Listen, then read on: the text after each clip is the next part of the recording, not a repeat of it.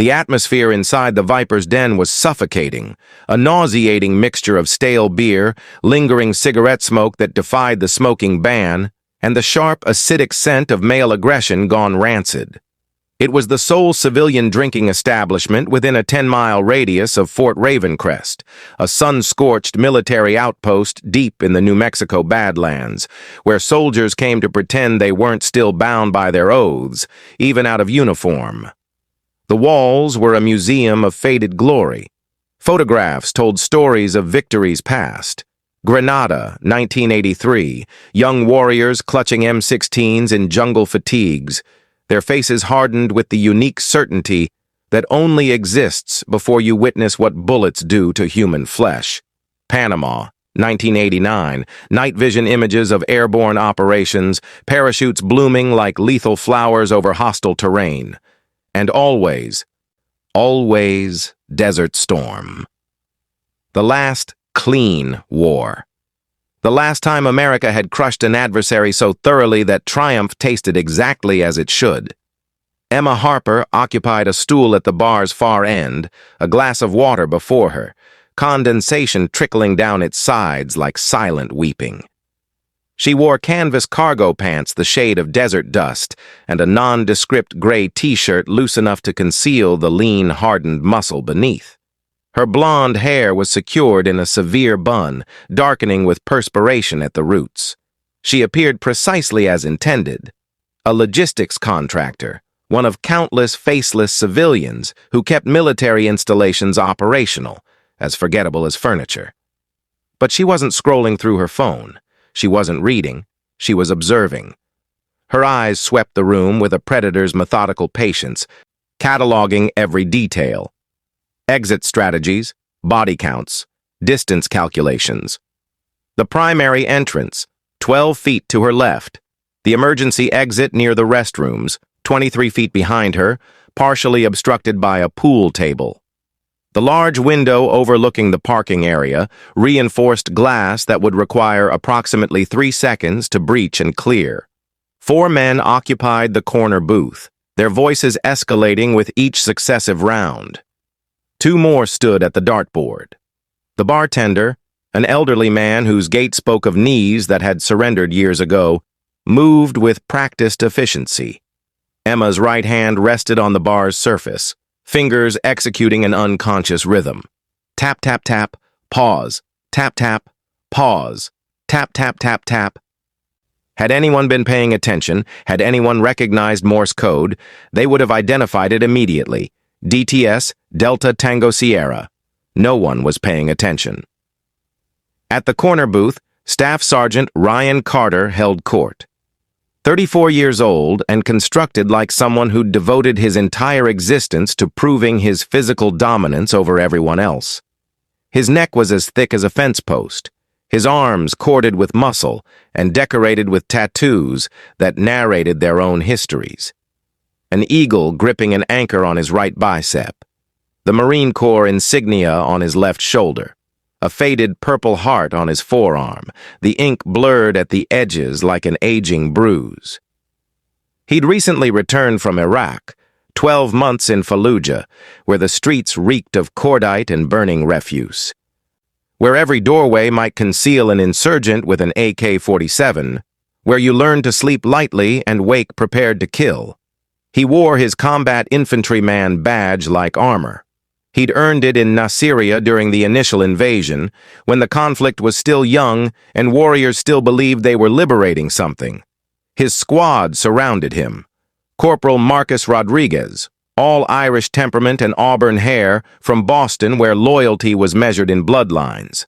Private First Class Tyler Henderson, quiet and watchful, from rural Tennessee, who'd enlisted because farming was dying and the Corps promised something better.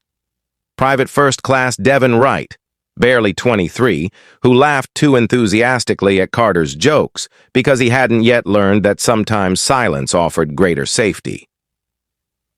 Carter drained his beer and slammed the bottle down hard enough to rattle the table. "I'm telling you, this new generation doesn't understand," he declared. "Back in '91, we went into Kuwait. We kicked Saddam's ass in 100 hours. Came home clean, surgical. That's how you fight a war." Rodriguez nodded, but his attention had drifted toward the woman at the bar. "Hey, Hammer," he said, using Carter's nickname. "You see her?" Carter followed his gaze. Emma Harper sat perfectly motionless, her water untouched, her expression completely neutral. "Contractor," Carter said, loading the word with contempt. "Probably pushing papers for some defense corporation, making 6 figures to do what a private could do for 30 grand.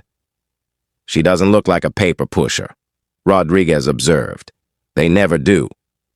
Carter stood, the alcohol in his system providing the kind of liquid courage that masquerades as confidence until morning arrives. "Watch this." He crossed the bar with the rolling swagger of someone who'd never been told no with any genuine consequences. He was Staff Sergeant Ryan Carter. He'd survived Nasiriyah. He'd extracted bodies from burning vehicles. He'd discharged his weapon in combat and watched men die. He was a warrior. And this woman, this anonymous civilian in her contractor clothing, she was nothing. Would Emma's cover hold under this confrontation? What happened next would change everything. Before we continue, make sure you're subscribed with notifications on, and tell me in the comments what city you're watching from. All right, let's dive back in. He stopped beside her stool, leaning an elbow on the bar, deliberately invading her space in a calculated act of intimidation. "You look thirsty," he said, his voice roughened by desert sand and cigarette smoke. "Let me buy you a real drink. Something that isn't water." Emma turned her head slowly. When her eyes met his, they were dark and completely flat. No fear, no interest, nothing. "I'm fine, thank you," she said quietly, her voice gentle, stripped of any regional markers, carefully neutral Midwestern. The rejection bounced off him like rain off armor. He grinned, displaying teeth. "Don't be like that. We're all on the same team out here, right? What do you do?" "Logistics. Supply chain management." He gestured vaguely with his bottle. "Whatever it is, you look like you could use some fun." "I'm waiting for my transport," she said, turning back to her water. The dismissal was absolute. This was a mistake. Her disinterest was gasoline on the smoldering fire of his ego. One of his companions, Wright, called out from the booth. "Yo, Hammer, she turning you down? A paper pusher turning down a Marine?" The bar had grown quieter. People were watching now. Carter felt the weight of their observation, felt his face heating. He'd made staff sergeant at 28, youngest in his battalion. He'd been recommended for force recon twice. Twice, he'd been passed over. Marcus Rodriguez, his friend, his brother-in-arms, had just received his acceptance letter. And here was Ryan Carter, stuck in a regular infantry unit, drinking at a desert bar while civilian contractors earned more monthly than he made annually. And this woman, this nobody, was looking at him as though he were invisible. "Look," he said, the friendly pretense evaporating from his voice, replaced by something colder. "I'm trying to be nice here. A little respect is all I'm asking." He jabbed a finger toward his chest, toward the CIB pinned above his heart. "I earned my stripes in Kuwait. Desert Storm. You know what that means? It means I bled for this country while you were probably in college learning about supply chains." Emma's gaze remained fixed on the warped mirror behind the bar, where the distorted reflection played out like a funhouse nightmare. "Your service is noted, Sergeant," she said quietly. "Now please step back." The finality in her tone cut through his drunken haze, but only sharpened his anger into something more dangerous. The tension in the bar reached a breaking point. What Carter did next would seal both their fates. His face darkened. The mask of drunken friendliness vanished completely, replaced by wounded pride pushed beyond reason. "You think you're better than me?" he growled, his voice dropping to a tone that silenced nearby tables. "You're just another civilian tourist. We're the ones with boots in the dirt, the ones who bleed. You sit in your air-conditioned office and shuffle papers. You wouldn't last 5 seconds outside the wire without men like me." She met his eyes again. There was still no fear in them. Nothing. It was like staring into the flat black lens of a camera. That unsettling calm infuriated him more than any retort could have. He felt a surge of hot, reckless fury. His ego, bruised before his men, before the entire bar, demanded a physical response. He reached out, not to grab her arm, but to assert dominance, to put her in her place. He shoved her shoulder. Hard. It wasn't playful. It was a blow designed to unseat her, to humiliate her, to make her understand who held power and who didn't. The impact was solid. Emma rocked on the stool. One foot slid on the grimy floor as she caught her balance. She didn't cry out. She didn't gasp. She absorbed the force, her body moving with it in a way that seemed to dissipate the energy like water flowing around stone. She straightened. Her gray t-shirt was slightly askew. She looked at the spot on her shoulder where he'd struck her, then back at his furious face. Her expression remained unchanged, a blank slate of unnerving composure. For one fleeting second, something ancient and dangerous passed through her eyes, a predator's cold assessment, before being suppressed and locked away. She slid off the stool. Her movements were fluid, deliberate. She placed 5 crumpled dollar bills on the bar to cover her water, her hands completely steady. Without another word, without a single glance at Carter or his stunned companions, she walked toward the exit. The path she took was direct. Her steps were even. The bar patrons, who'd fallen into uncomfortable silence, watched her leave. There was something unsettling about how she moved. Too balanced, too aware, like someone who'd spent years learning to navigate hostile territory without making a sound. Carter stood there, fist still half-clenched, breathing heavily. He'd won. He'd put the arrogant civilian in her place. She'd left without a word. Victory. But the silence she left behind felt less like triumph and more like the deafening quiet before a storm breaks. Behind the bar, someone who recognized what they'd just witnessed felt the hair on his neck stand up. Master Sergeant Vincent Cole, 65 years old, retired Navy SEAL, watched Emma Harper walk out. He'd seen countless people pass through his establishment over the years, drunk Marines, terrified privates, officers pretending they weren't carrying the weight of command. But what he'd just witnessed made every instinct scream alarm. The way she'd absorbed that push, the angle of her feet, the controlled breathing, the assessment in her eyes before she'd locked it down. He'd seen that before. Once, in 1993, in Somalia, when a female intelligence officer attached to a SEAL team had moved through the Mogadishu market like a ghost, reading threats in the crowd before they materialized. Carter turned back to his friends, forcing a laugh that sounded hollow even to his own ears. "See? Told you. I'll talk to these contractors." But his voice lacked conviction. Cole caught his eye. The old SEAL's face was grim. "Son," he said quietly, "you just fucked up bad." Mitchell bristled. "She's a contractor." "That ain't no contractor." Cole wiped down the bar with slow, deliberate strokes.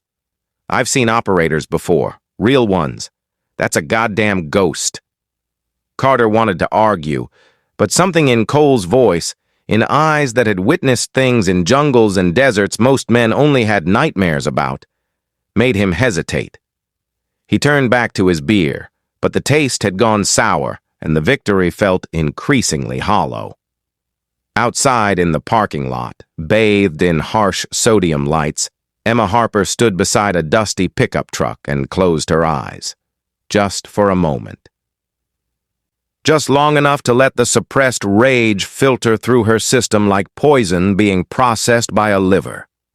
She wanted to go back inside. She wanted to show Ryan Carter what a real operator looked like when the leash came off. She wanted to break his nose, his wrist, his knee, in that order, and explain to him very carefully why hitting a woman was a mistake he would never make again.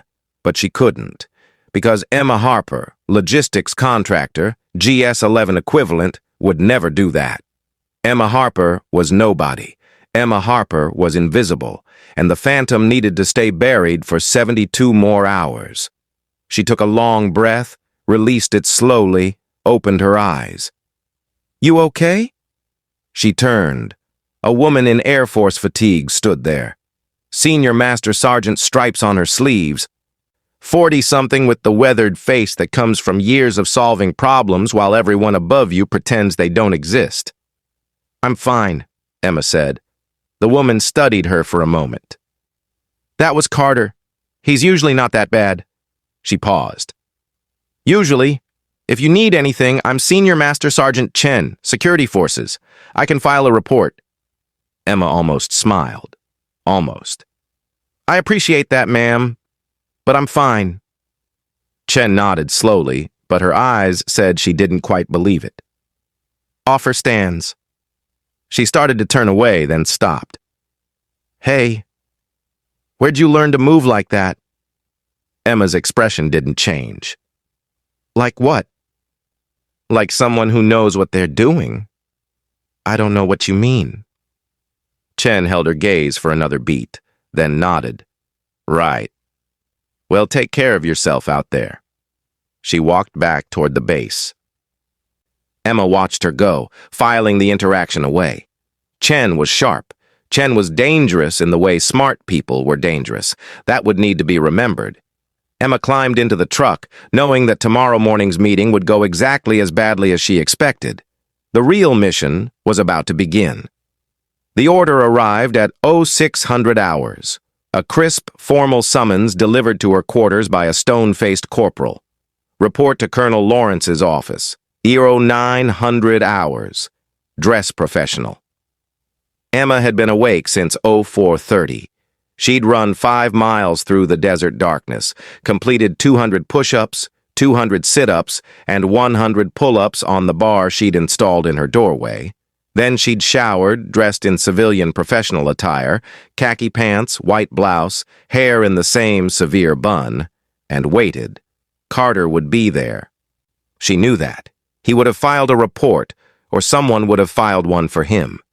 And now the machinery of military justice would grind through its motions before arriving at the conclusion that was inevitable from the start. At 8:55 hours, she walked across the base toward the command building.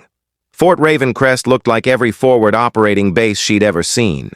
Prefabricated metal buildings baking under merciless sun. Concertina wire perimeter. Guard towers with bored sentries scanning empty desert, the flags snapping in hot wind, the constant low hum of generators and air conditioning units fighting a losing battle against the heat. The command building was different, older, permanent. Built during the Cold War, when America was staring down the Soviets and every military installation was constructed to last. The walls were thick concrete. The air conditioning actually worked. Inside, it smelled like floor wax and old coffee and the particular staleness of recycled air that never quite touched the outside world. Colonel Marcus Lawrence's office was on the second floor. The door was oak, real oak, not veneer, a relic from when the military had budget and ambition in equal measure. Carter was already there, standing at parade rest outside the door. He was in his dress blues, his uniform immaculate, every ribbon and medal precisely placed. He looked like a recruiting poster. He looked like everything America thought a Marine should be. When he saw Emma approaching, his face hardened. He gave her a look of pure contempt, a silent reminder of his dominance, his victory. She was nothing. He was a warrior. Emma didn't acknowledge him. She simply stood on the opposite side of the door and waited. At exactly 0900 hours, the door opened. A young lieutenant, Lawrence's aide, gestured them inside. What happened in that office would determine whether Emma's mission survived or died before it truly began. The office was a shrine to military history. The walls were covered in framed photographs and citations. Emma noticed immediately, Grenada, 1983, young men storming a beach during Operation Urgent Fury. Panama, 1989, Night jumps and precision strikes during Operation Just Cause. Desert Storm, 1991. Tanks rolling through desert, the highway of death, the 100-hour war that made heroes. Behind the desk sat Colonel Marcus Lawrence, 58 years old, 2 years from retirement. His face was a topographical map of sun damage and stress. His hair, still gray, was cut high and tight. His eyes were pale blue, faded like old denim, but still sharp. On his desk, a coffee mug from the 75th Ranger Regiment, a photograph of a younger Lawrence in Panama, rifle in hand, a plaque commemorating his service during Desert Storm. He gestured to the 2 chairs before his desk. "Sit." They sat. Carter's posture was perfect. Emma's was neutral, hands folded in her lap. Lawrence picked up a file, opened it, scanned the contents with the practiced disinterest that comes from reading too many incident reports. "I have a report," he said, his voice clipped and devoid of warmth, "of an incident at a local establishment last night. An altercation between a United States Marine and a civilian contractor." He looked up. His eyes went to Carter first. Always Carter first. "Sergeant Carter, your report." Carter snapped to rigid attention even while sitting. "Sir, last night, approximately 2100 hours, my fire team and I were on authorized liberty at the Viper's Den. The contractor," he nodded curtly toward Emma, not using her name, "was present. She was acting disrespectfully. Sir, disrespectfully toward the uniform, toward the service members present." Lawrence's expression didn't change. "Define disrespectful."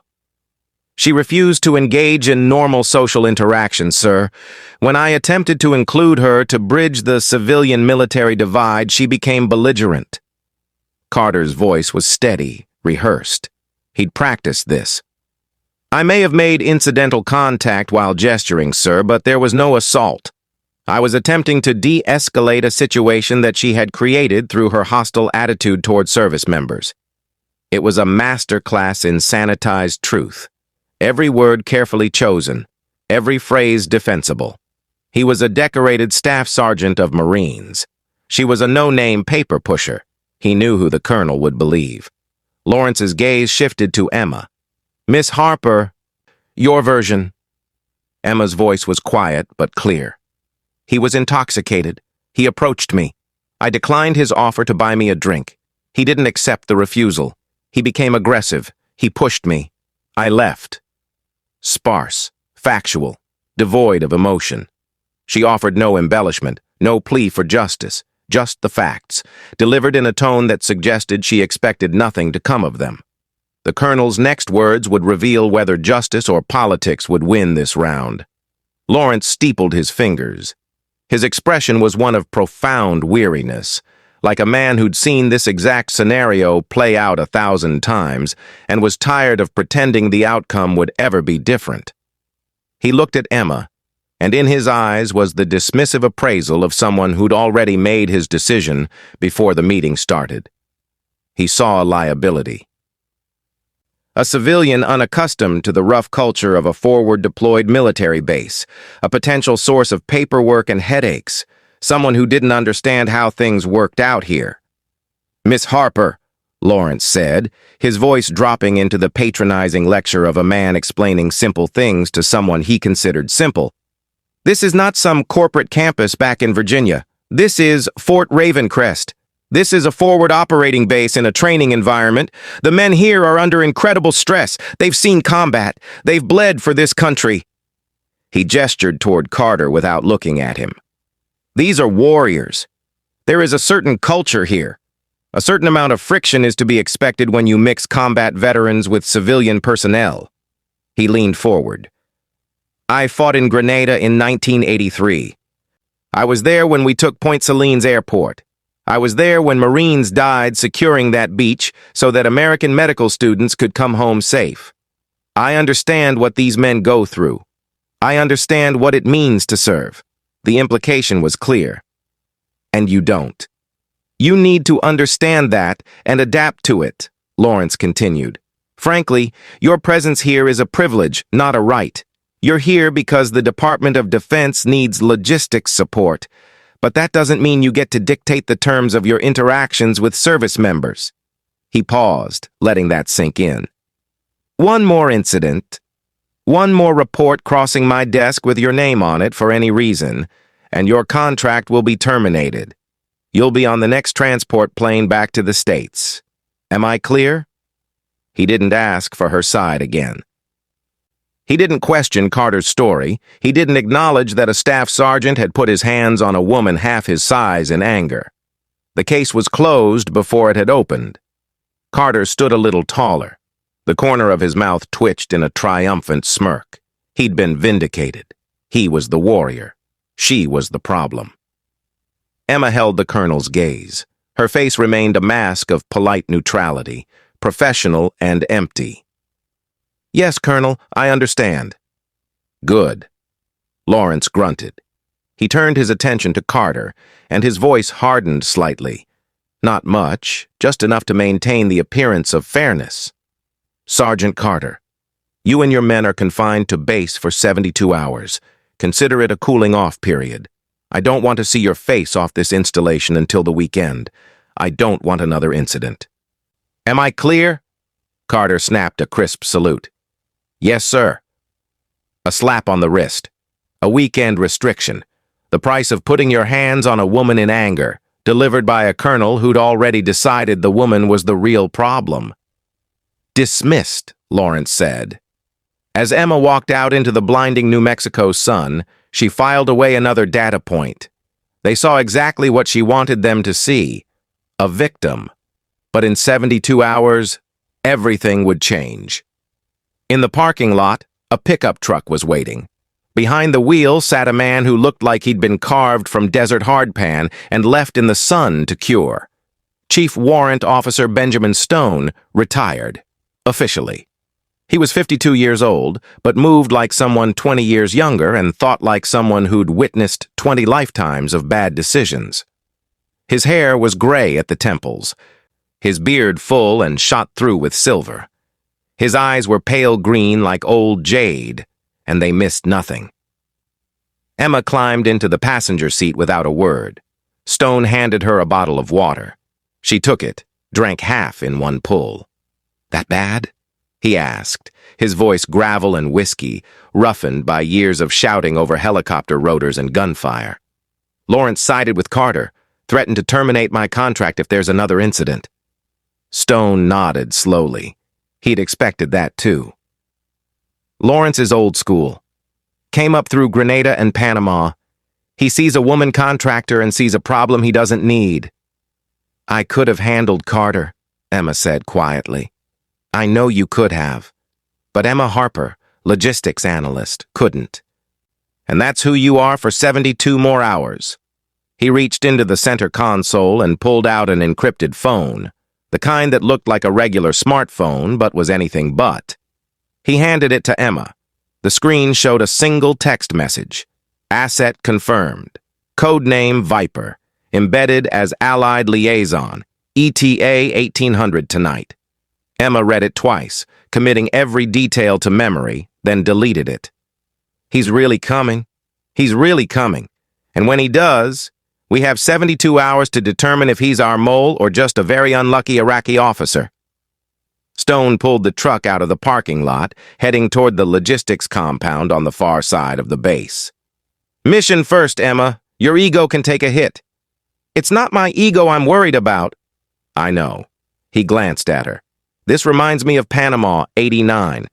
We had a mole in the Noriega government, double agent playing both sides. Took us 6 months to flush him out. You've done it in 8 weeks. That's why you're the best." Emma touched the bracelet on her wrist, engraved on the inside, too small for anyone else to read. Mogadishu 93. "My father used to say, the best operators are the ones nobody notices." Stone's expression softened just for a moment. "David Harper was the best man I ever knew, and he'd be proud as hell of you right now." They drove in silence for a while. The base rolled past, a collection of buildings and vehicles and personnel going about their daily routines, completely unaware that somewhere among them was a traitor who'd gotten 43 American servicemen killed over the past 8 months. "You think Carter's going to be a problem?"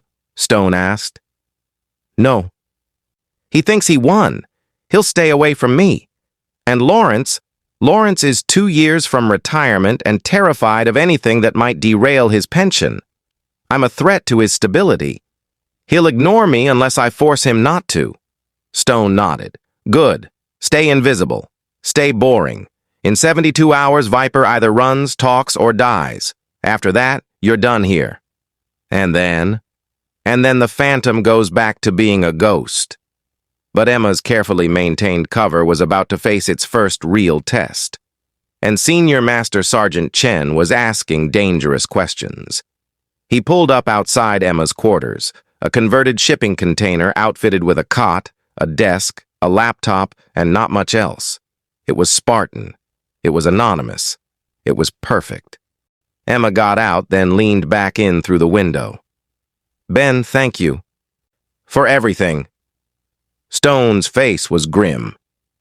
"Save it for when the job's done. We're not clear yet." She nodded and walked inside, closing the door behind her.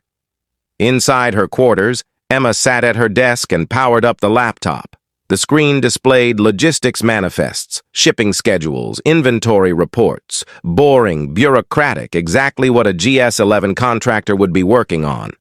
She clicked through to a hidden partition, entered a 16-character password, and the screen changed. Now it showed something else entirely. Satellite imagery, encrypted communication intercepts, personnel files, pattern analysis. For 8 weeks, she'd been tracking Major Khalil al-Rashid. On paper, he was an Iraqi Army liaison officer assigned to Fort Ravencrest for advanced training. In reality, he was something else.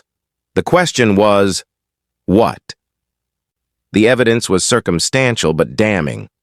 Khalil had been present at 3 bases where operational plans had been compromised. Communications intercepts suggested he was using a burst transmitter to send encrypted data packets, probably to a handler in Iran. The timing of his transmissions correlated with 8 separate ambushes in Anbar province that had killed 43 American soldiers. But they needed proof. They needed him caught in the act, or they needed him to run.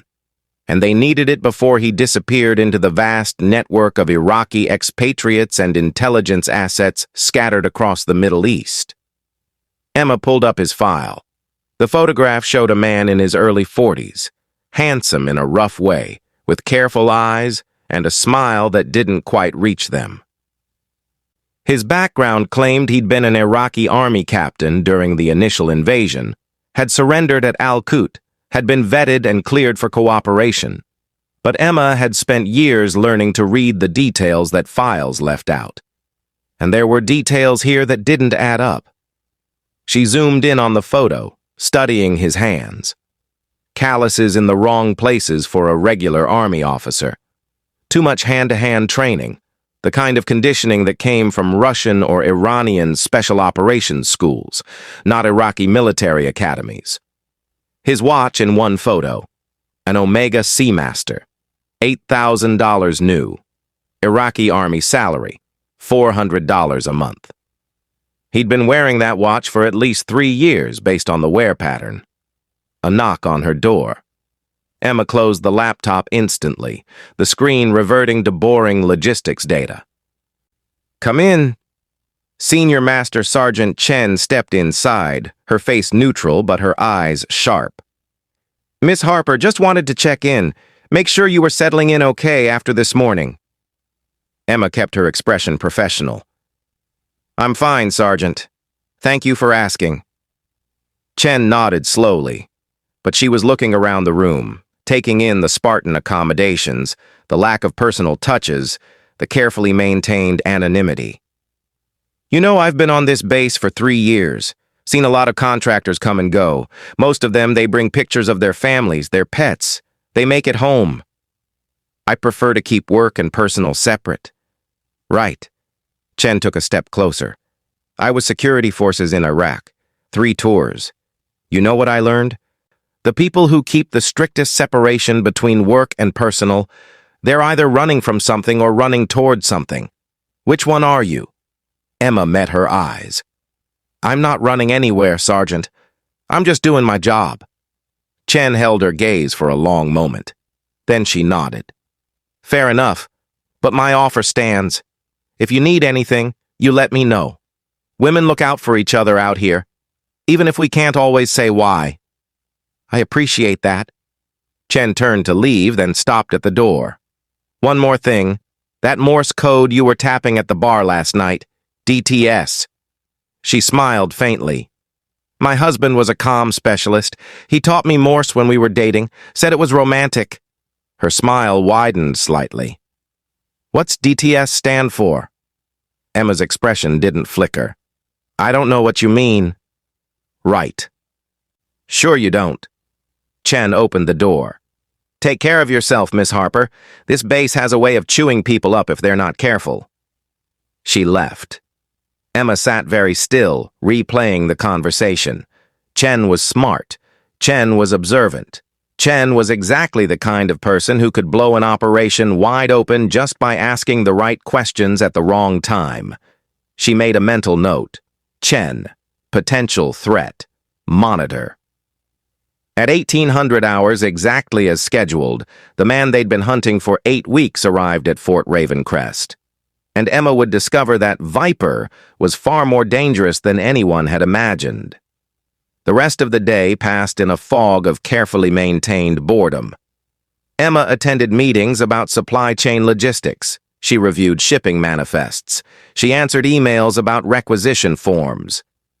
She was exactly what she appeared to be, a mid-level government contractor earning a decent salary to keep the military machine running smoothly, and all the while, she waited. At 1800 hours, exactly as scheduled, Major Khalil al-Rashid arrived at Fort Ravencrest. Emma watched from a distance as his vehicle, a white SUV with diplomatic plates, pulled up to the command building. He stepped out, dressed in civilian clothes, khakis and a pressed button-down shirt. He moved with the easy confidence of someone who belonged. Colonel Lawrence himself came out to greet him, shaking hands, smiling. 2 officers flanked Khalil, making small talk, gesturing toward the officers' quarters where he'd be staying. Emma raised a small pair of binoculars, watching his hands, his gait, his movements. Everything about him screamed training. The way he scanned his surroundings, the way his hand unconsciously checked his left side where a weapon would be holstered, the slight favor of his right leg, consistent with an old injury. She lowered the binoculars and pulled out her encrypted phone, typed a single message to Stone. Viper is in the nest. The reply came back instantly. Do not engage. Observe only. Extraction team on standby if he runs. Emma pocketed the phone and walked back to her quarters. 72 hours. That's all they had. 72 hours to catch a mole who'd been smart enough to evade detection for 8 months, cautious enough to stay clean, connected enough to have diplomatic cover. Her encrypted phone buzzed again. Another message from Stone, this one marked Flash Priority.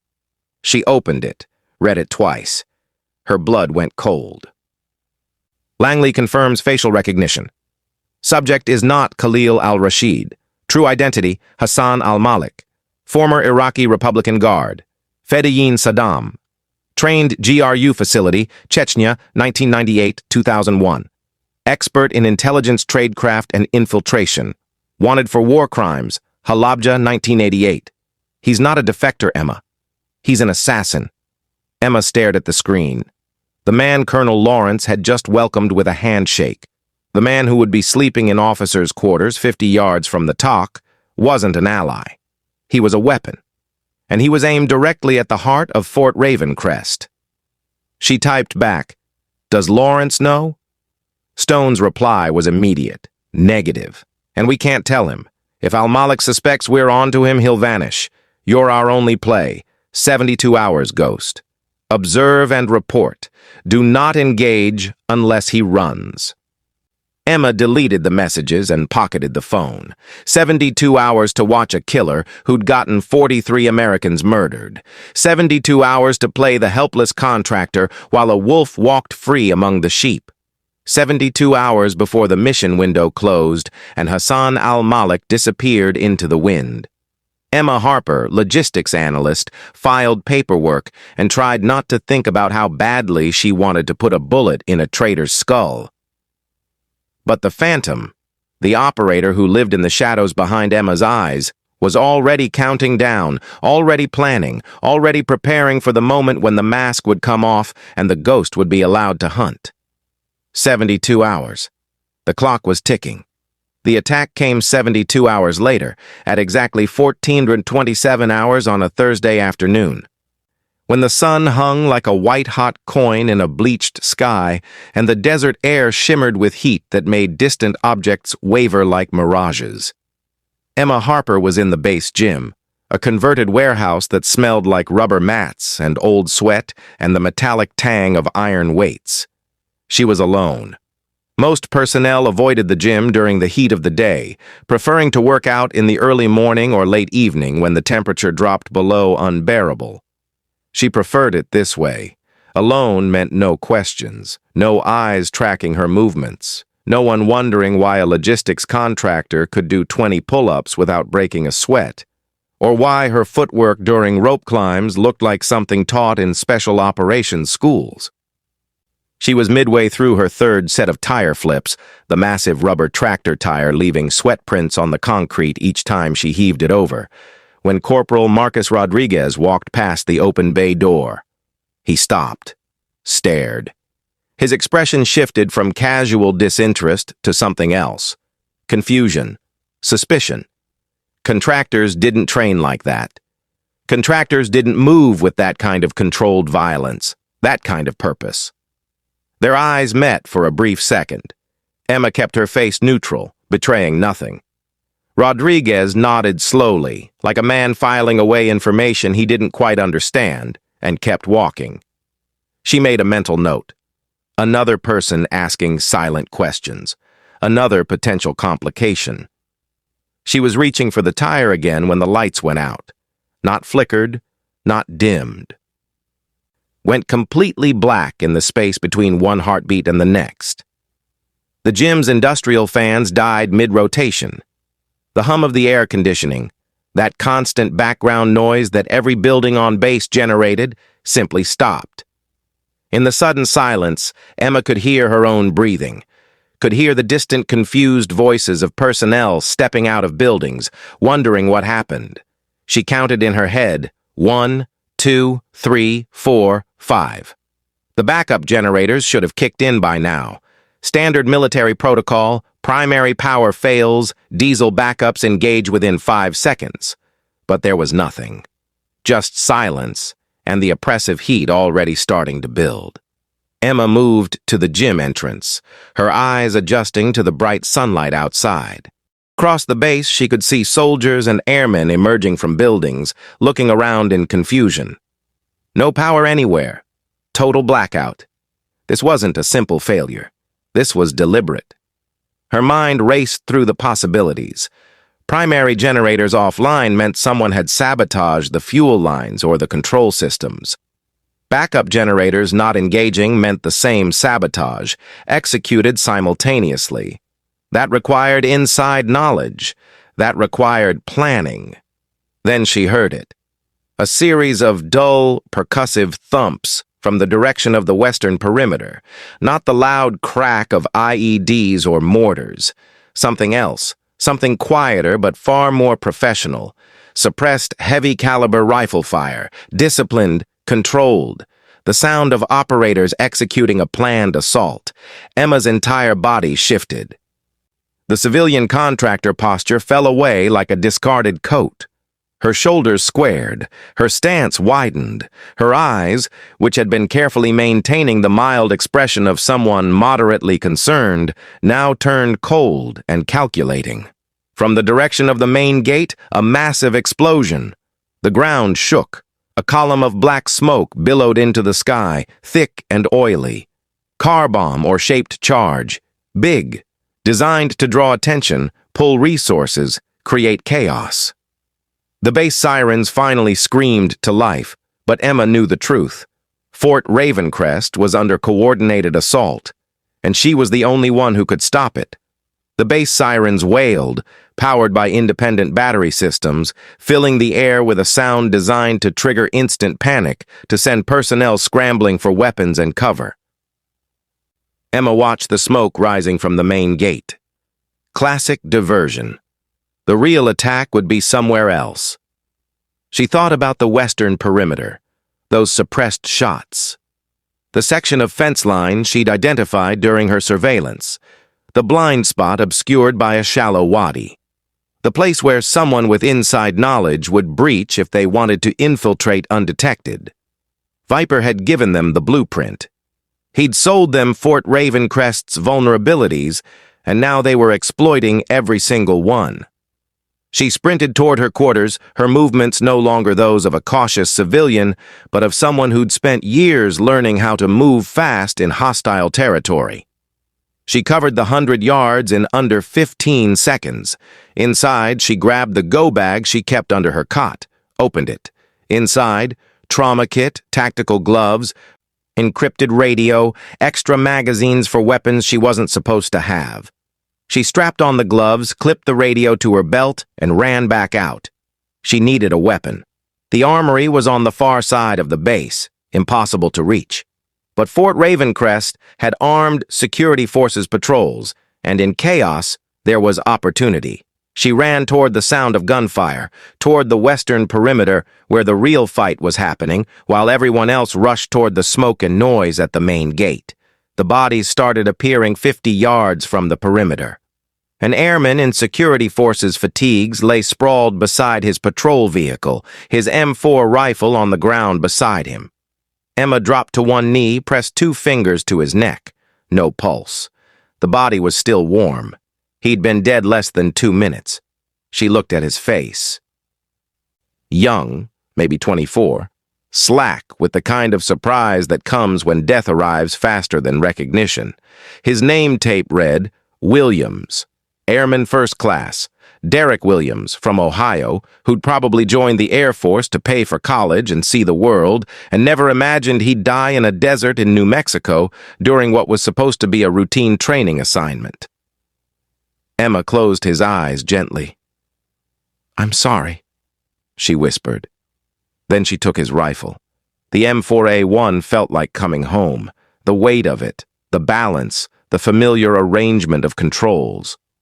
She checked the chamber automatically, years of muscle memory taking over. Round-chambered, magazines seated, bolt forward, safety on, by the book. She took his remaining magazines, 4 of them, 30 rounds each, 120 rounds total. It would have to be enough. She took his radio, clipping it to her belt beside her encrypted phone. The radio was alive with panicked transmissions, voices talking over each other, units trying to coordinate while their communications infrastructure fell apart.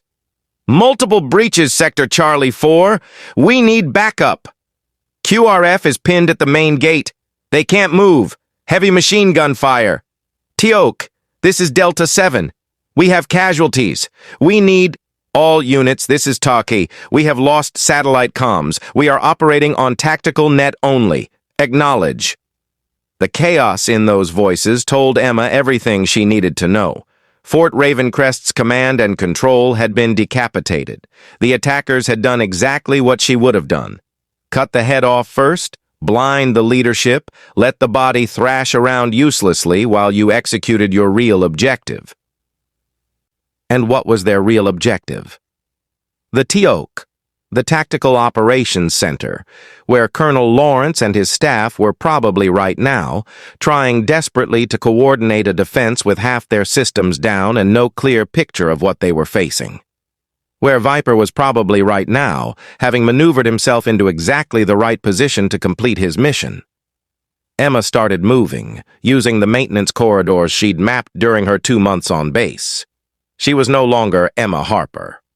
The phantom had awakened, and she was hunting. She used the maintenance corridors between buildings, the service alleys that she'd mapped during her 8 weeks on base, places where someone who knew the layout could move unseen, could observe without being observed. She reached the corner of a supply warehouse and carefully looked around the edge.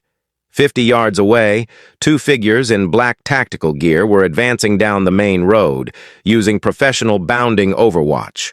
One would move while the other covered, then they'd switch. Textbook small unit tactics. Their weapons were Galil Ace rifles, Israeli manufacture, expensive, not the kind of thing insurgents carried. These were professionals, mercenaries or special operations from a nation-state that wanted deniability. Emma watched their pattern. Predictable, efficient, but predictable was exploitable. She slipped into the shadow of a large generator housing, the metal still radiating stored heat from running all morning. She waited, counted their rhythm. 1, 2, 3, 4. The lead man passed her position, focused forward. His partner 40 feet behind, providing overwatch. Emma moved like smoke. Her left hand clamped over the lead man's mouth before he could shout. Her right hand, still holding the M4, drove the rifle's stock into the side of his head just behind the ear, the occipital bone where the skull is thinnest. The sound was a wet crack that she felt through the weapon. He went limp. She lowered him to the ground silently, smoothly, already moving toward the second man. The partner had seen his point man disappear. His weapon came up, confusion turning to alarm. He opened his mouth to shout. Emma was already kneeling, the M4 braced against the generator housing, her breathing slow and controlled. The red dot's sight found his head. She didn't aim for center mass. Center mass meant body armor, meant a chance he'd survive long enough to return fire. She aimed for the head, 1 shot. The suppressed crack was loud in the relative quiet of the service alley, but not loud enough to carry far. The man's head snapped back. He crumpled like someone had cut his strings. Emma was already moving, low and fast, reaching the body. She took his radio, listened to the chatter. Foreign language, mix of Arabic and Farsi, professional military terminology, Iranian intelligence services probably, or Syrian mercenaries working for them. One voice, more urgent than the others. Sector 7 team not responding. Mahmoud and Hassan are off comms. Another voice, older, with command authority. Ghost protocols. Could it be? Impossible. Ghost is a myth. Americans don't have operators here. Then who killed them? Emma allowed herself the ghost of a smile.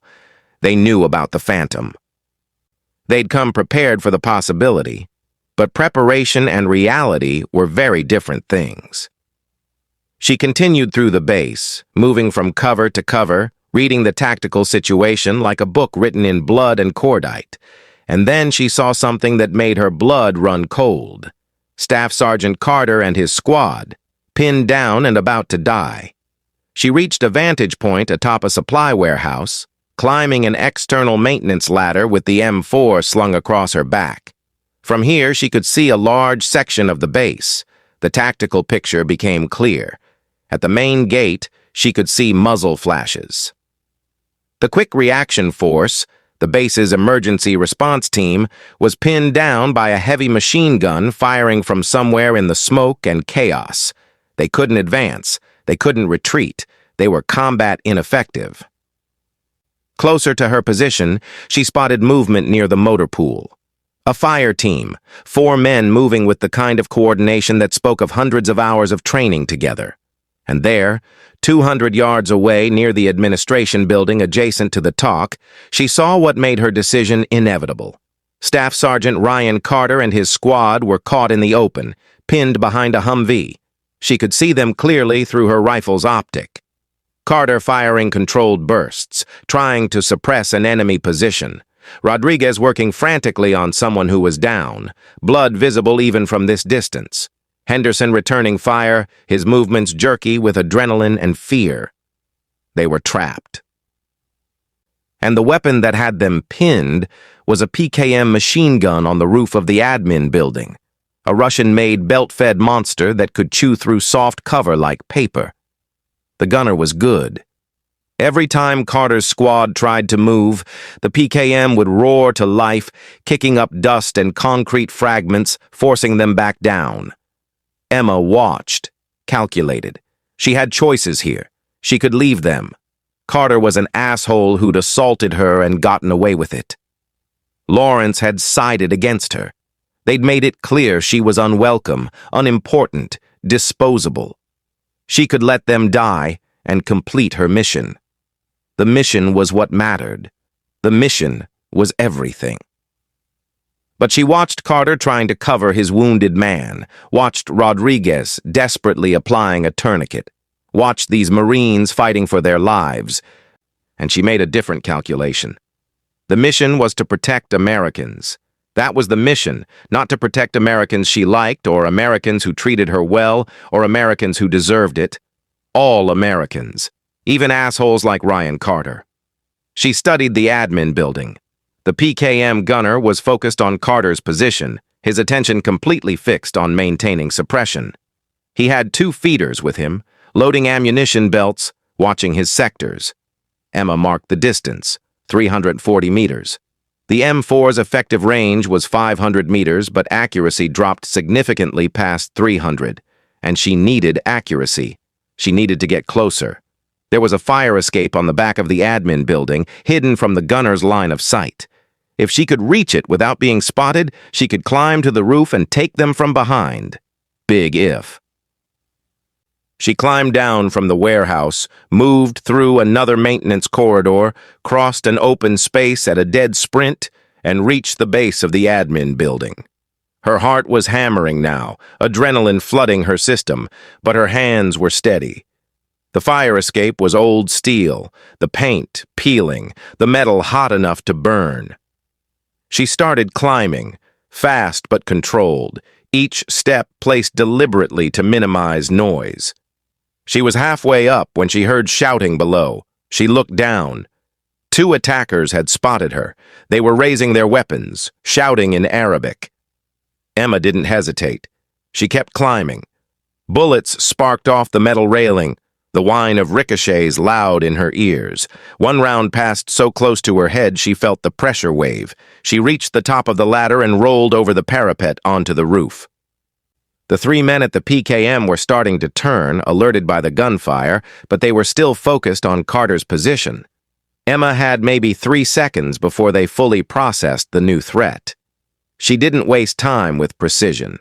She grabbed the M67 fragmentation grenade from the vest of the dead airman, the one she'd taken along with the magazines, pulled the pin, held it for a count. 1 Mississippi, 2 Mississippi, cooking the grenade, letting the fuse burn down so they couldn't throw it back. Then she threw it. The grenade arced through the air, over the low parapet that protected the gunner position, and landed in the center of the 3 men. Emma ducked below the roofline. The explosion was a flat, hard crack that she felt in her chest. Shrapnel whined overhead, embedding in the building's facade behind her. She came up fast. M4 at her shoulder. 3 shapes, all down. She fired twice at each, confirming kills. The PKM fell silent. The sudden absence of that terrible hammering fire was like a physical release. 200 yards away, Carter stared up at the rooftop and saw something that shattered everything he thought he knew about Emma Harper. 200 yards away, Carter was staring up at the rooftop. Emma saw him clearly, saw the exact moment his brain processed what he was seeing. A small figure in civilian clothes, moving with professional precision, armed with a rifle that should have been on the body of a dead airman. His mouth fell open. Beside him, Rodriguez grabbed his arm, pointing. "Who the hell is that?" Carter's voice, carried on the desert wind, reached her ears. "That's her. The contractor. The one I—" He couldn't finish the sentence. Emma didn't wait for him to process it. She was already moving, descending the fire escape on the opposite side of the building, continuing her advance toward the talk. She'd bought Carter and his men time. What they did with it was up to them. Her mission was still out there. Viper was still at large, and the attack on Fort Ravencrest wasn't over yet. Behind her, in the sudden quiet after the machine gun's death, Carter stood slowly from behind the Humvee. His mind was reeling, trying to reconcile what he'd just seen with everything he thought he knew. The woman from the bar, the contractor he'd pushed, humiliated, dismissed. She'd just executed a perfect tactical assault on a fortified position, eliminated 3 enemy combatants, and saved his entire squad. Rodriguez was staring at him. "Hammer! What the hell was that?" "I don't know," Carter said. But he was lying. He did know. Master Sergeant Cole had tried to warn him. That ain't no contractor. That's a goddamn ghost. And he'd just watched the ghost go hunting. Emma reached the Tosee's outer perimeter. The main entrance was a disaster. Bodies of defenders and attackers mixed together. The sandbag fighting position that should have been a fortress had been overrun. She could see enemy combatants inside the building through the shattered windows. She heard voices, English and Arabic mixed together, command voices, someone coordinating the final assault, and above it all, one voice in particular, Khalil al-Rashid, Major Viper, speaking in perfect, unaccented English. "Colonel, just tell us where the files are. Your honor isn't worth your life." Emma's encrypted phone buzzed. She pulled it out, keeping low behind a concrete barrier. A text from Stone. "Ghost. Sit rep." She typed back quickly. "5 hostiles down. Western approach clear. Viper is with attackers inside TOC. They're trying to extract intelligence files." Stone's reply came back immediately.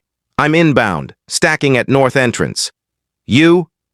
Emma looked at the building. The front entrance was suicide. The windows were covered. But there was another way. She typed, "HVAC duct, server room entry." Stone. "I taught you that trick in 04. Emma. "You taught me everything, old man." A pause. Then, "Your father would be proud." Emma stared at that message, felt something tight in her chest. Something she couldn't afford to feel right now. She forced it down, locked it away. She typed, "Copy that, Reaper, going dark." Then she found the HVAC intake vent on the backside of the Tosi. 4 bolts held it in place. She used the multi-tool she'd been carrying, the one every good operator kept on them, and had the grill off in 30 seconds. The duct was narrow, dark, and hot as an oven. She pushed the M4 ahead of her and crawled inside, moving on elbows and knees, silent as a snake. It took 3 minutes to reach the server room. 3 minutes of claustrophobic darkness, of breathing recycled air that tasted like dust and heat, of forcing herself not to think about what would happen if someone spotted her, if they fired into the duct, if she got stuck. But she didn't get stuck. She reached the grill above the server room, looked down through the slats. Empty. The servers hummed quietly, their lights blinking in the darkness, oblivious to the violence happening 1 room away. Emma pushed the grill aside and dropped silently to the floor, landing in a crouch. She had the M4 up and ready before her knees fully flexed. She could hear them in the next room. Viper's voice, calm and professional. Lawrence's voice, defiant but weakening. The colonel had been hit. She could hear it in his breathing. Someone else spoke, a voice she didn't recognize, deep, with a Syrian accent. "Colonel, we don't have time for this. The ghost is out there. We lost 9 men to her already. If we don't get those files and leave now, we're all dead." Emma felt a cold satisfaction. They were scared. Good. They should be. She moved to the door connecting the server room to the main operations center. Through the crack, she could see the hostages, the attackers, and Viper standing in the center with a pistol in his hand. And at the opposite door, she caught a flicker of movement.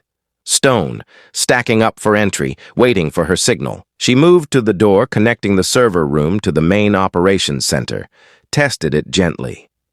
Unlocked. She could see through the crack. 6 attackers, 7 hostages, including Lawrence, all lined up against the far wall. Viper stood in the center of the room, his back to Emma, a pistol in his hand, and at the door on the opposite side of the room, she caught a flicker of movement. Stone, stacking up for a breach, waiting for her signal. Emma did the math in her head. 6 targets, 7 hostages, 40-foot room, 12 seconds, maybe 15 from first shot to last.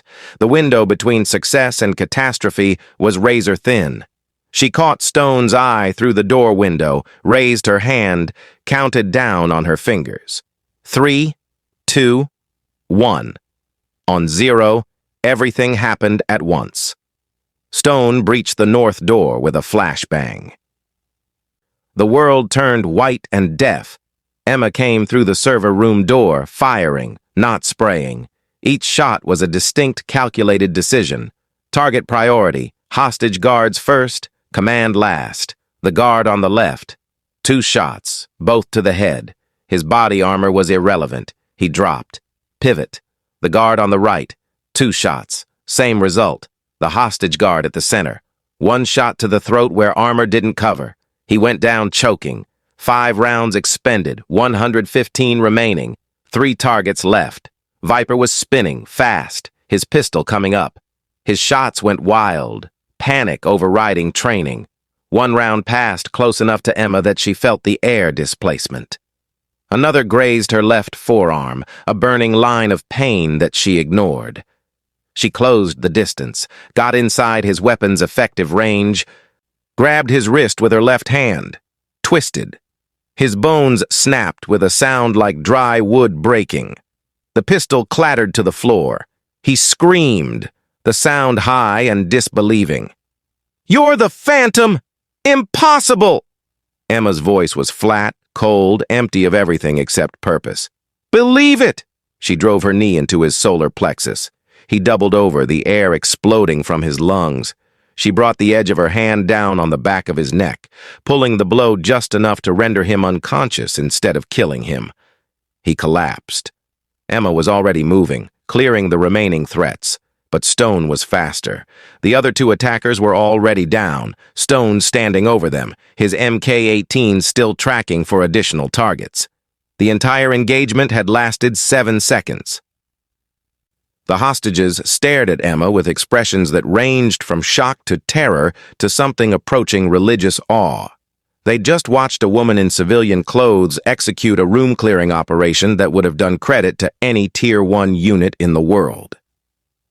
Colonel Lawrence was slumped against the wall, blood spreading across his uniform shirt from a wound in his shoulder. His face was pale, but his eyes were clear, sharp, tracking Emma's every movement. She moved to him, knelt, checked the wound. Through and through. Clean. He'd live. "Miss Harper," Lawrence said, his voice weak but steady. What are you?" Before Emma could answer, the sound of helicopter rotors filled the air. Not the heavy thump of military Blackhawks. Something smaller. Faster. Stone moved to the window. "Extraction team." Emma stood, looked at Lawrence. "I'm someone you should have listened to 3 days ago, Colonel." Outside, 3 Little Bird helicopters landed. Sleek, black, unmarked. The kind of aircraft that didn't officially exist. And the operators who emerged moved with the same lethal purpose Emma had just demonstrated. 3 Little Bird helicopters landed on the tarmac outside the TOC. Sleek, black, unmarked, the kind of aircraft that didn't officially exist. Teams of operators in sterile gear disembarked, moving with the same lethal purpose Emma had just demonstrated. The team leader, a man in his 50s with salt and pepper hair and eyes that had seen too much, walked directly to Emma. He ignored Lawrence, ignored the hostages, ignored Stone. "Package secure, Phantom?" Emma nodded toward the unconscious Viper. "Secure. Hassan al-Malik confirmed. Iranian intelligence asset. He'll talk." The team leader gestured to his men. They zip-tied Viper and hauled him toward the helicopter. "Acceptable work. The files are still in the system. They never got them." "Good." The team leader finally acknowledged Lawrence. "Colonel, this operation never happened. You were attacked by unidentified insurgents.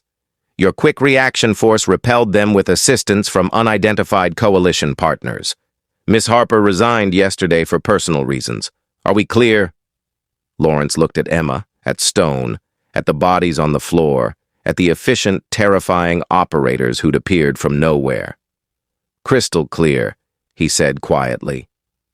Outside, Staff Sergeant Ryan Carter stood with what remained of his squad, watching the black helicopters, watching the operators who moved like death personified, watching Emma Harper walk out of the TOC like she'd just finished a routine logistics meeting instead of saving an entire base from destruction. Rodriguez was beside him. Wright was on a stretcher, stable, his shoulder wound, packed and bandaged. Henderson stood in silent shock. Emma walked past them. She didn't acknowledge them. She had a mission to finish, reports to file, a cover identity to dissolve. But Carter couldn't let her pass. Not without something, not without acknowledgement. He stepped into her path. She stopped, looked at him with those flat, empty eyes. Carter opened his mouth, closed it. Everything he'd thought he was, everything he'd believed about warriors and strength and what it meant to serve, all of it was ash in his mouth. He did the only thing that made sense. He came to attention and slowly, with every ounce of respect he possessed, he raised his hand in a salute. Not the quick, perfunctory salute he'd give to an officer. This was different. This was the salute of a warrior acknowledging someone who operated on a level he would never reach. This was apology and respect and awe all combined into a single gesture. He held it. 5 seconds that felt like eternity. Emma looked at him. Her expression didn't change, but after a long moment, she gave a single, almost imperceptible nod. Then she spoke. Her voice was quiet, firm. "You're a good Marine, Sergeant Carter. Be a better man." She walked past him, walked toward the helicopter where Stone was waiting, walked back into the shadows where ghosts belonged. At the edge of the tarmac, Senior Master Sergeant Chen stood watching. She'd been there the whole time, watching Emma move through the base like a force of nature. And now she too raised her hand in salute, woman warrior to woman warrior. A recognition that needed no words. At the edge of the tarmac, near the damaged admin building, Senior Master Sergeant Chen stood watching. She'd been there the whole time, watching the battle, watching Emma move through the base like a force of nature, watching the truth unfold. When Emma turned toward the helicopter, their eyes met across 30 yards of scorched concrete. Chen came to attention. Slowly, deliberately, she raised her hand in salute. It was different from Carter's, not apology or awe. This was recognition. Professional to professional, woman warrior to woman warrior. The salute that said, "I knew. From the moment I saw you move in that parking lot, I knew you were one of us. And I kept your secret." Emma stopped. For a moment, the mask slipped. Just a fraction. Just enough for Chen to see the exhaustion underneath. The weight of all those missions, all those kills, all that invisible sacrifice. Emma returned the salute. Crisp. Perfect. A warrior's acknowledgement. Then she turned and walked toward the helicopter. Chen lowered her hand, watching the phantom disappear into the sky. She'd tell no one what she'd seen. She'd write no report. Some truths were meant to stay in the shadows, but she would remember. And she would teach the next generation of security forces that warriors came in all shapes, all sizes, all genders. And the most dangerous ones were the ones you never saw coming. Carter lowered his salute. His hand was shaking. Behind him, Rodriguez, Henderson, and even Wright from his stretcher all raised their hands in salute, saluting the phantom as she disappeared into the sky. The aftermath of battle settled over Fort Ravencrest like dust after an explosion. The fires had been extinguished. The bodies had been counted and covered. The wounded were being triaged in the medical facility, where doctors and nurses worked with the grim efficiency of people who'd trained for this moment, but never quite believed it would come.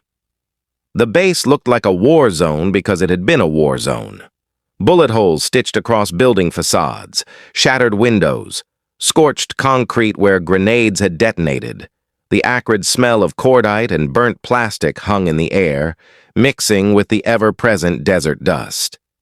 And in the middle of it all, standing near the black helicopters that had appeared from nowhere, Staff Sergeant Ryan Carter felt the full weight of his own ignorance crushing down on him like a physical thing. The salute he'd given Emma Harper still burned in his arm, in his chest, in his throat, where words had failed him. Be a better man. 4 words that cut deeper than any blade, because they were true and fair, and he had no defense against them. Stone walked over, his MK-18 slung across his chest, his face weathered and hard as the desert itself. He stopped in front of Carter, and his pale green eyes studied the Marine with the kind of assessment that saw through flesh and bone to whatever was underneath. "Staff Sergeant Carter," Stone said, his voice gravel and whiskey, rough from decades of shouting orders and breathing dust and smoke. Carter straightened. "Sir, you know what you did wrong?" It wasn't a question. Carter nodded, his throat tight. "Yes, sir." "Tell me." Carter took a breath. This was harder than taking fire. Harder than carrying wounded men. Harder than anything he'd done in 12 years of service. "I underestimated her. I disrespected her. I put my hands on her in anger." His voice cracked slightly. "And she still saved my life. Twice." Stone nodded slowly. "You know what we do in the teams when someone fucks up like you did?" Carter braced himself. Whatever was coming, he deserved it. "Sir, we teach them better." Stone's expression softened just a fraction. "You willing to learn, son?" Carter blinked. He'd expected punishment, expected to be torn apart. Not this, not mercy. "Yes, sir, I am." "Then remember this feeling, the shame you're carrying right now. Don't try to bury it. Don't try to rationalize it away. Carry it. Let it make you better." Stone glanced toward the helicopter where Emma was speaking with the extraction team. "That woman is one of the finest operators I've ever worked with. I trained her myself. And I've been doing this for 31 years. 31 years, Carter repeated quietly. "Grenada, 83. I was 32 years old. Same age you are now. Thought I was hot shit. Thought I understood combat because I'd done a few missions." Stone's eyes went distant, seeing things that happened decades ago. Then Panama in 89, Desert Storm in 91, Mogadishu in 93. Each one taught me the same lesson. The moment you think you know everything is the moment you stop learning. And the moment you stop learning in this business is the moment you die. Rodriguez stepped closer, listening. Henderson, too. Even Wright, sitting up on his stretcher despite the medic's protests, was paying attention. "My best friend died in Mogadishu," Stone continued, his voice thick.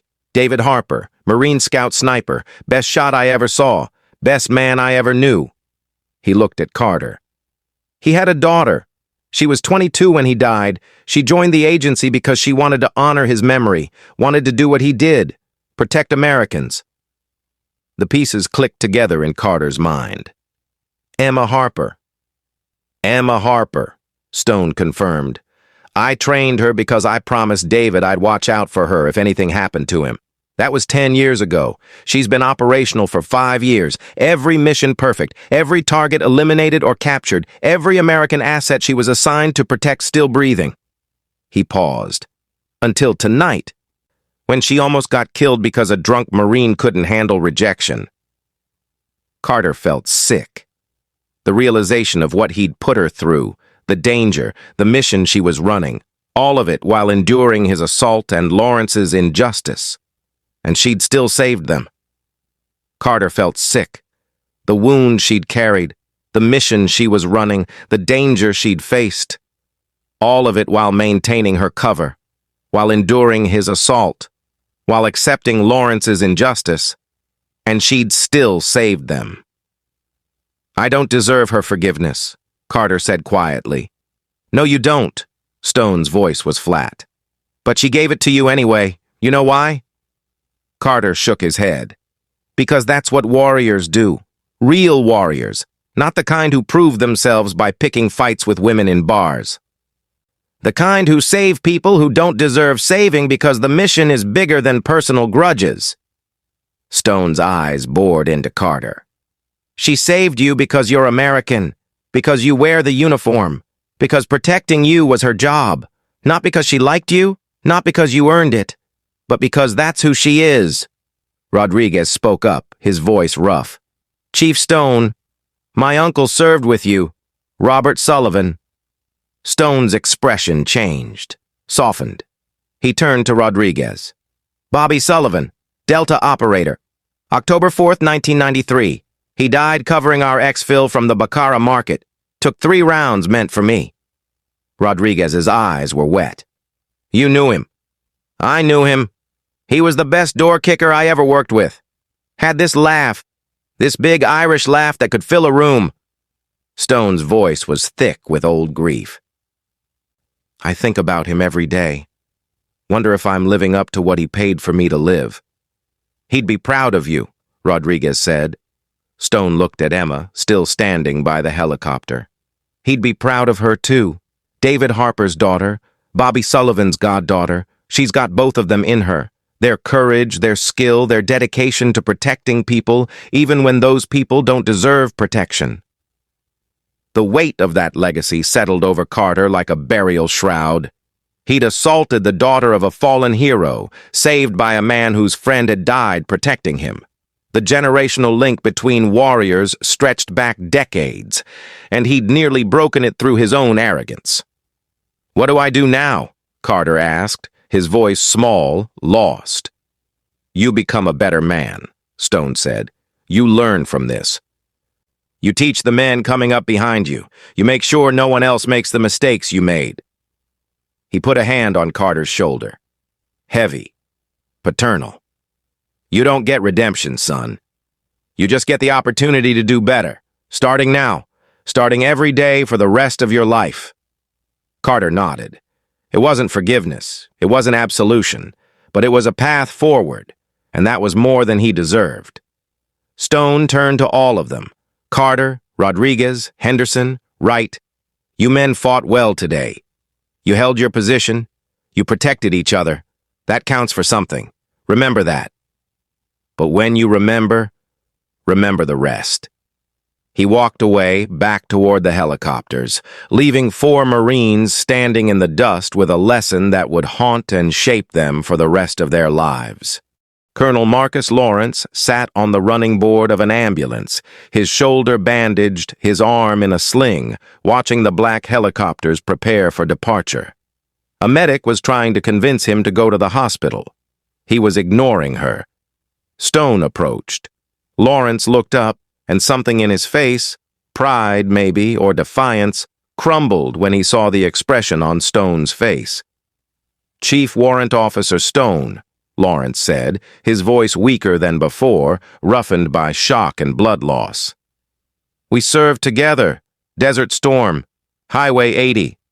"That's right." Stone sat down beside him, moving like a man whose body remembered every firefight, every hard landing, every close call. "You were a captain then. Your convoy got ambushed by retreating Republican Guard. You called for help. I brought my team." Lawrence nodded slowly. "You pulled 6 of my men out of burning vehicles. I never forgot that. Then let me return the favor. Let me pull you out of something else." Stone's voice was gentle but firm. "Marcus, you fucked up. You let your prejudices nearly get good people killed." Lawrence flinched like he'd been struck. "I know. Do you? Do you really understand what you did?" Stone leaned forward. "That woman you threatened to fire 3 days ago just saved your life. Saved this whole base. She's been running a counterintelligence operation for 8 weeks, tracking a mole who'd gotten 43 Americans killed. and you looked at her and saw a problem. I was protecting the base, Lawrence said, but his voice lacked conviction. No, you were protecting yourself, your retirement, your pension, your comfortable little world where everything makes sense and women stay in their lanes and Marines are always right. Stone's voice hardened. And while you were protecting yourself, Viper was selling operational plans to Iranian intelligence. While you were worried about a bar fight, men were dying in Anbar province because someone on your base was feeding intel to the enemy. Lawrence's face went gray. I didn't know. You didn't know because you didn't want to know. You didn't ask questions. You didn't look past the surface. You saw what you expected to see and called it leadership. The words hit like physical blows. Lawrence sat in silence, staring at his hands, at the blood on his uniform, at the base he'd failed to protect. I'm finished, he said quietly. My career is over. Maybe, maybe not. Stone's voice softened slightly. You made mistakes, Marcus, big ones. But you're not the first officer to let his biases compromise his judgment, and you won't be the last. The question is, what do you do next? What can I do? I'm a relic. I'm part of the problem. Then be part of the solution. Stone stood, his knees protesting. You've got 2 years until retirement. Use them. Change the culture. Teach the next generation of officers to see what you didn't see. Make sure no one else makes your mistakes. Lawrence looked up at him. You think I can? I think you have to try. Because if you don't, if you just shuffle papers until your retirement party, then you're exactly what you're afraid of being, a relic whose best days are behind him. Stone offered his hand. But if you use these 2 years to actually lead, to actually change things, then maybe you salvage something from this disaster. Lawrence took the hand, let Stone pull him to his feet. I don't know if I can face her. You don't have a choice. They walked together across the tarmac. Emma was standing alone now, watching the extraction team load Viper onto the helicopter. Her posture was perfect, professional. But Stone, who'd known her for 10 years, who'd trained her, who'd carried the memory of her father like a sacred burden, could see the exhaustion in the set of her shoulders. She turned as they approached. Her face was unreadable.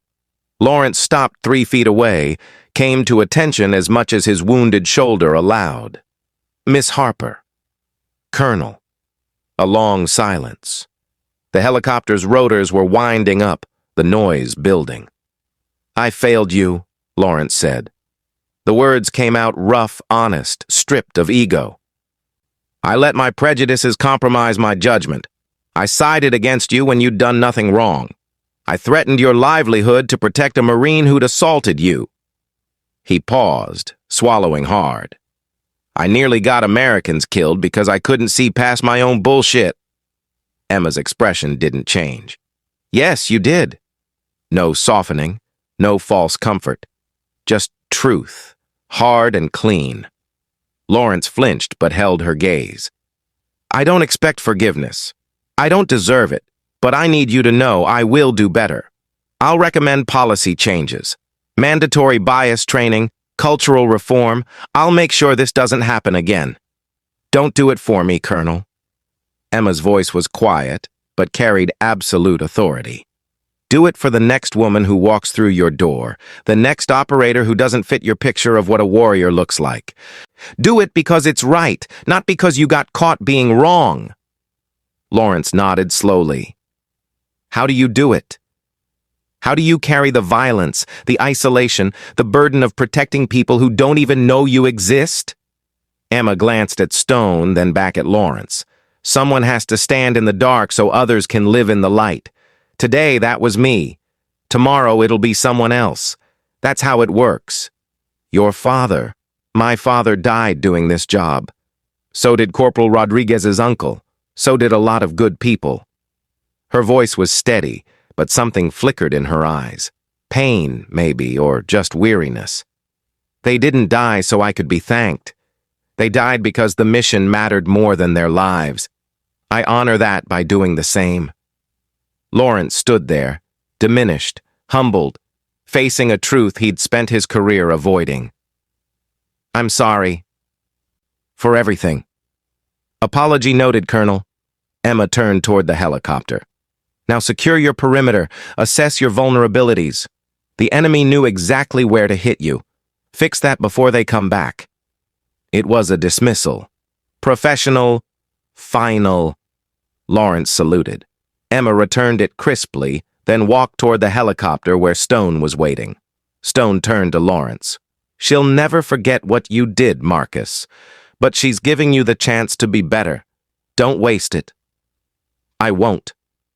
Stone nodded and followed Emma to the helicopter. They lifted off 5 minutes later, taking Viper and the extraction team with them.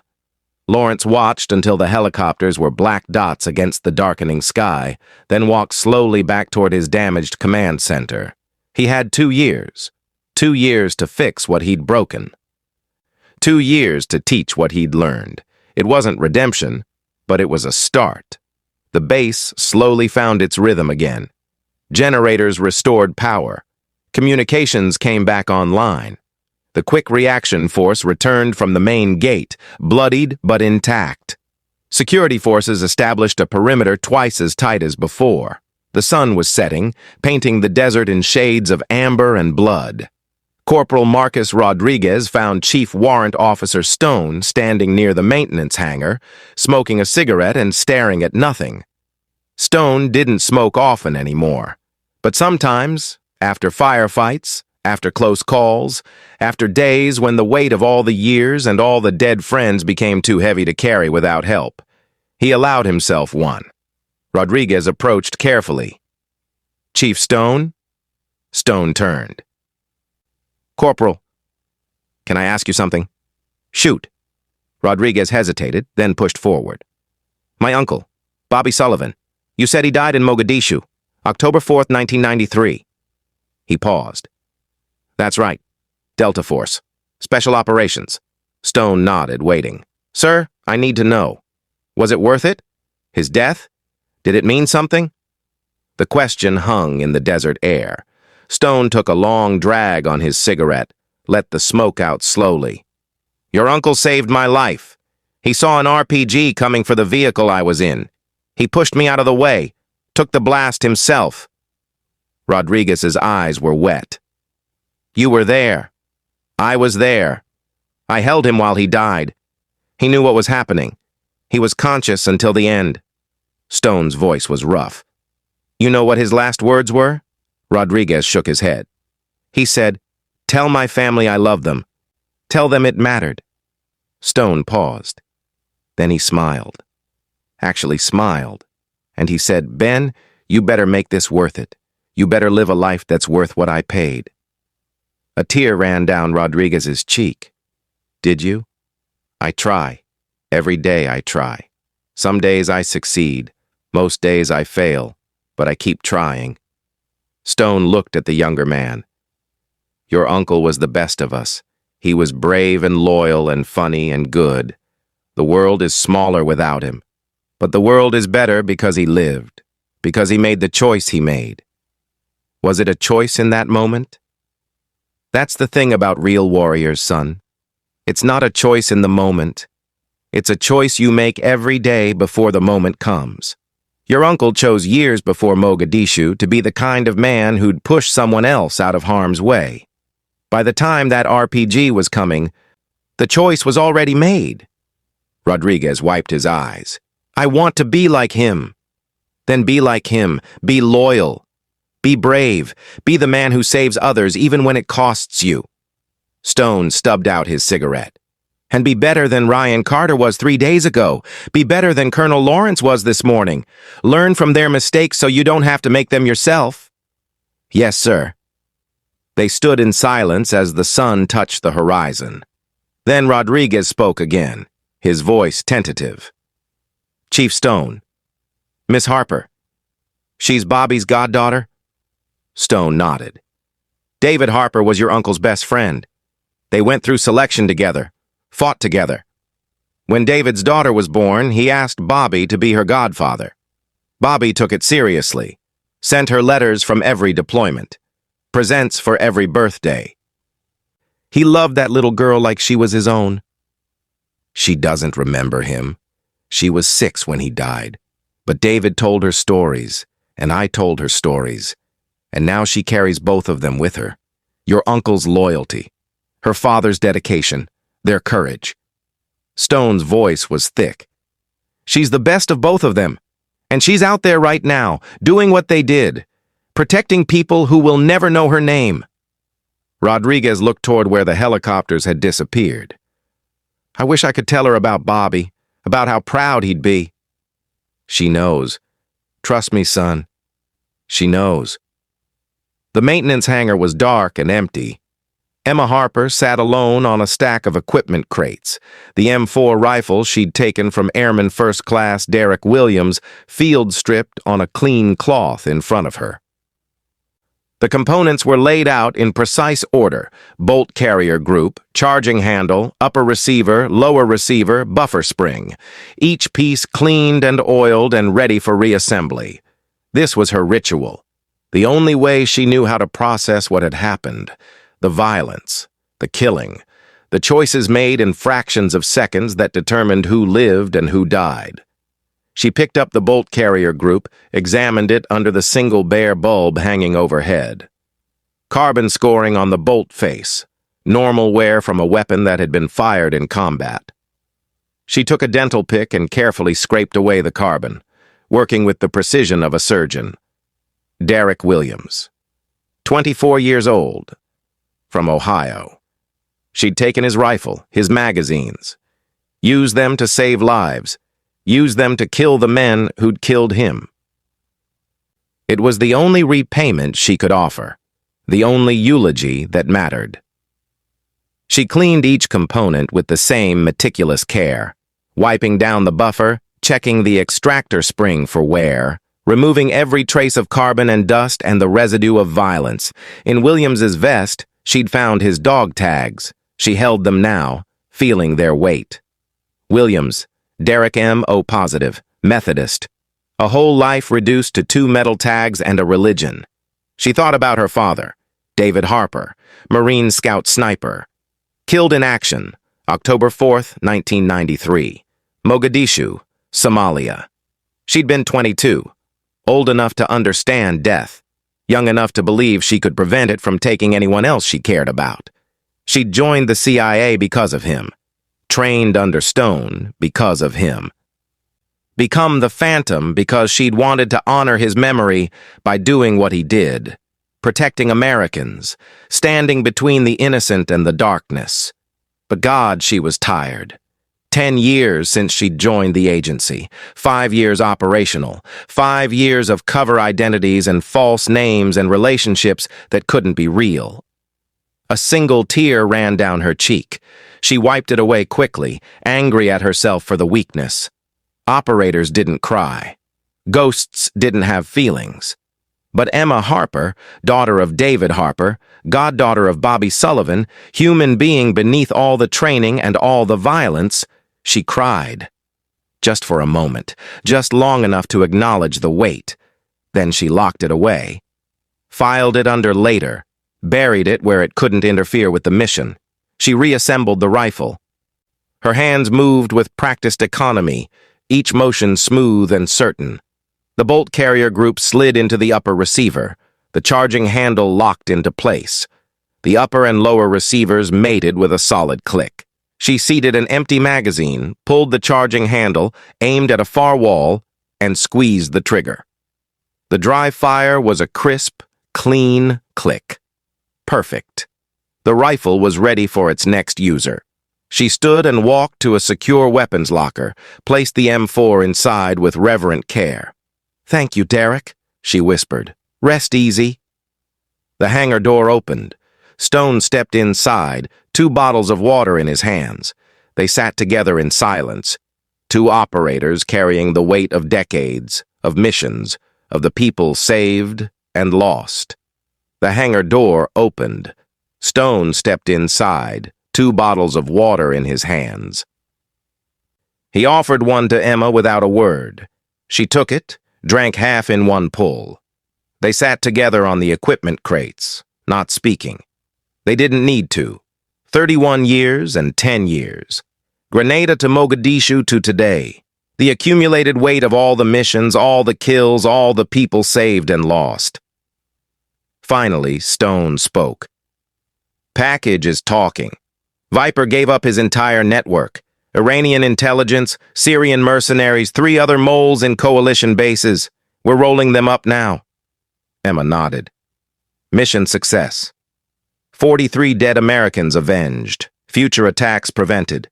It should have felt like victory. It felt like exhaustion. What's next? She asked. Pakistan. 10 days. High-value target. Tier 1 priority. Stone looked at her. You don't have to take it. You could rotate stateside, take some time. And do what? Pretend I'm normal? Emma's laugh was bitter. I haven't been normal since I was 22 years old. Your father used to say something right before Mogadishu. Stone's voice was soft. He said, Ben, if I don't make it, tell Emma that the fight is worth it.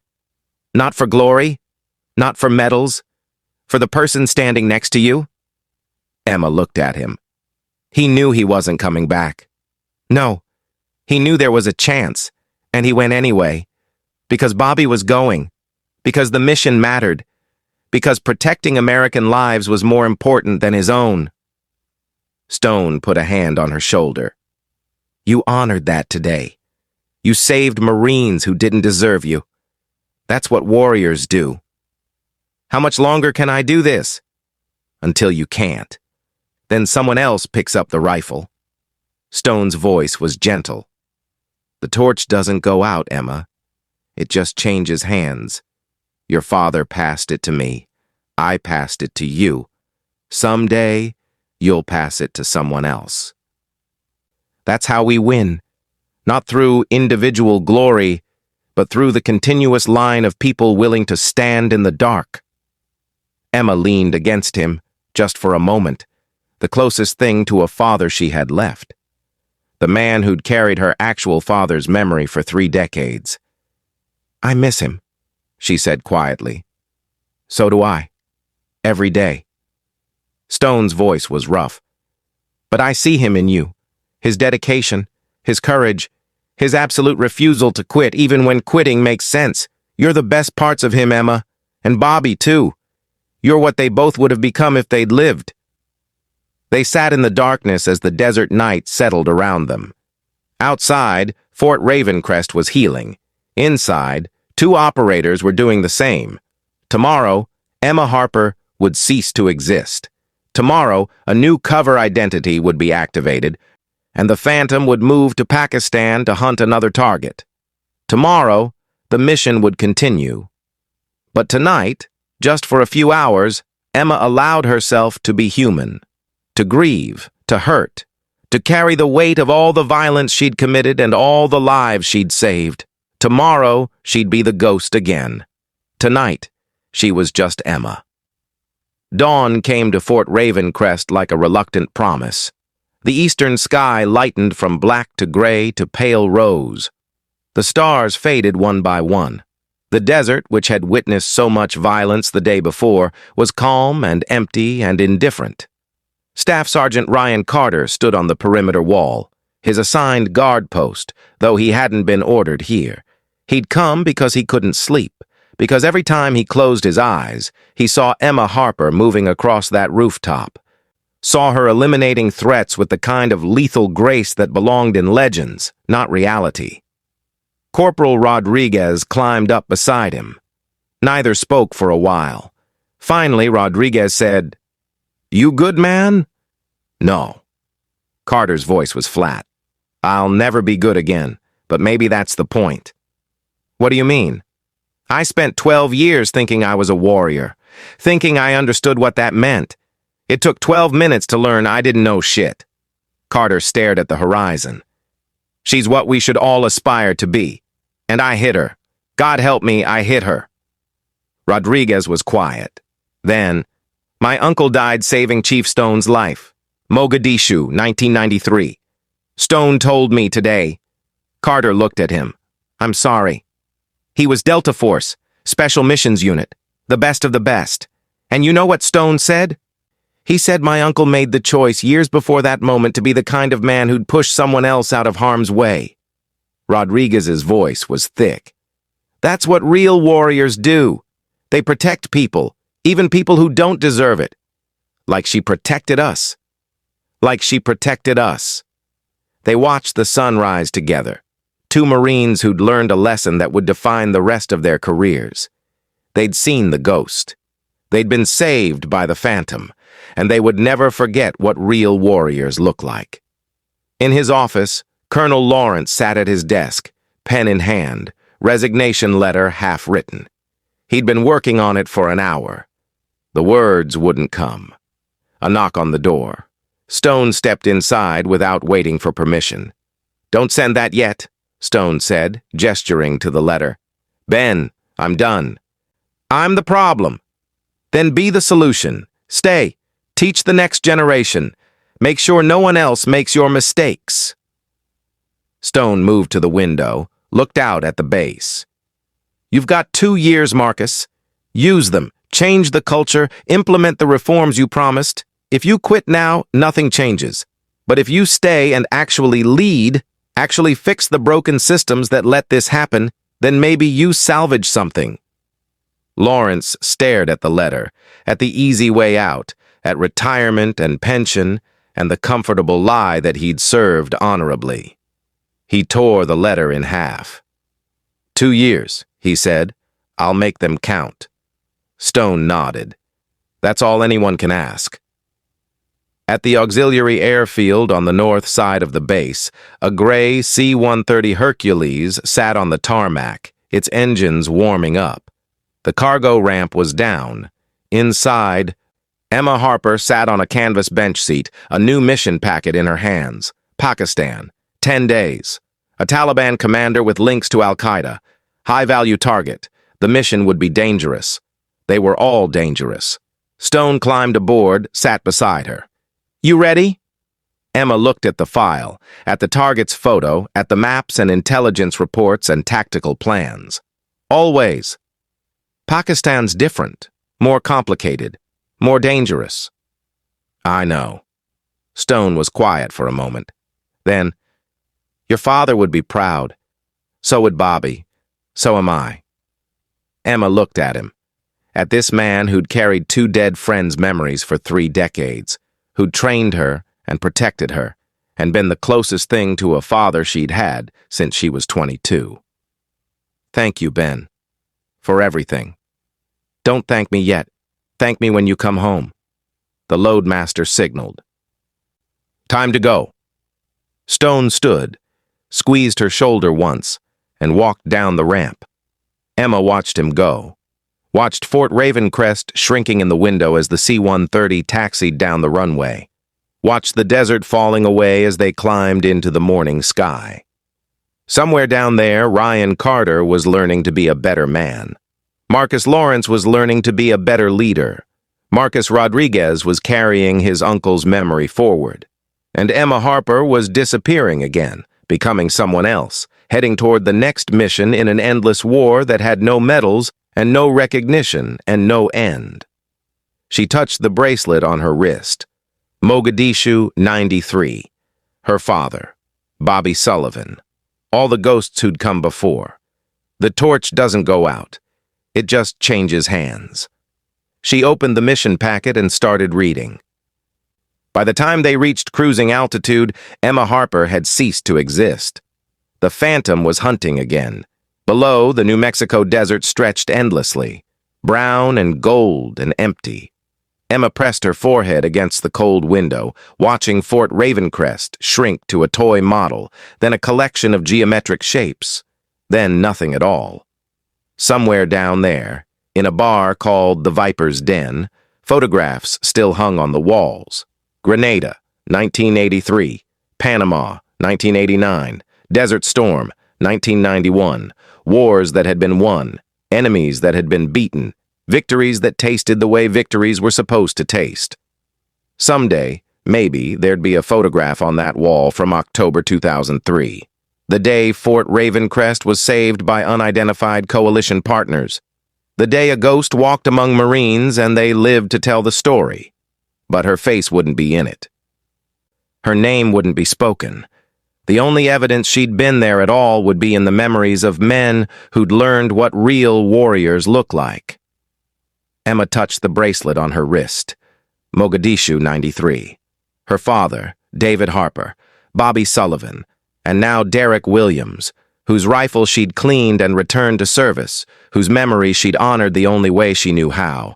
The dead were piling up. The names were accumulating. Each one a weight she carried forward into the next mission and the next and the next. The torch doesn't go out. It just changes hands. Emma opened the Pakistan mission folder. A new name waited inside. A new identity. A new cover story. By the time the C-130 landed in Islamabad, Emma Harper would cease to exist. Someone else would walk off that plane. Someone else would hunt the next target, save the next life, fight the next battle in the endless war. And when that mission was done, there'd be another, and another, until the day came when she couldn't pick up the rifle anymore, when her reflexes slowed or her luck ran out or the weight became too much to carry. But not today.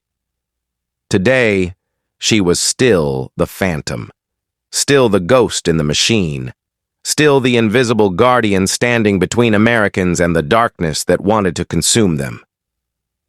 She looked out the window one last time. Fort Ravencrest was gone now, swallowed by distance and desert. But Ryan Carter was down there somewhere, learning to be better. Marcus Rodriguez was carrying his uncle's photograph over his heart. Marcus Lawrence was tearing up a resignation letter and choosing to lead instead of quit.